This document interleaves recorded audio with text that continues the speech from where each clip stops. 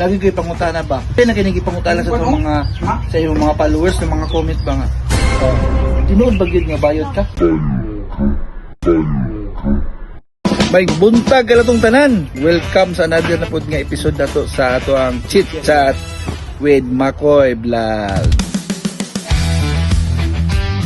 Karong adlaw mga agaw, special kay ato ang bisita karon. Gikan pag siya sa iyahang farm ni anhilang gid siya diri kay gusto kay magpa-interview na to. Dugay ra gid kay ako ni sa gusto nga interview pero karon nakahigayon na gyud. Welcome lay ang ato ang agaw, si Agaw Pirot. Ay, adlaw ni mo kumusta day? Welcome din sa ato ang Chit Chat. Malipay gid mi nga naabot ka diri karon kay gayon ka grabe ka busy nimo ba? Oh, tungkol sa among farm ba.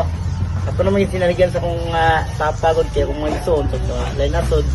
So ako na lang nabiling. Naka-mention ka nga dagan ni mga igsoon. Pila ni ka buk yung igsoon nas abroad? Apat. Tapos ako na lang nabiling. Sato gili kay mo. Naka yung sakyanan. Nagan po may sakyanan sama sa mga van, fire mover, kaning bako, bluser. Lagi kayo pangutana ba? Kaya na kinigipangutana sa itong mga sa iyong mga followers, sa mga comment ba nga? Tinuod ba yun nga bayot ka? Laki gusto nood. Kinsa man yung uyab din nga? Pwede shout out. Oh sige, shout out kay para malungog. Tatlong kusang mayam na si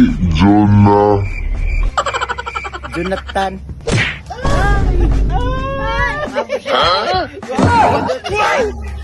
So, muli to din no, murag na kulang gyud tong oras pero itong pasalamatan lang atong ang bisita karon si Agaw Pirot Pakpak. Salamat kayo Agaw Pirot sa Salamat po, salamat sa bisita. Pero to, daghang salamat kay Agaw Pirot. Salamat.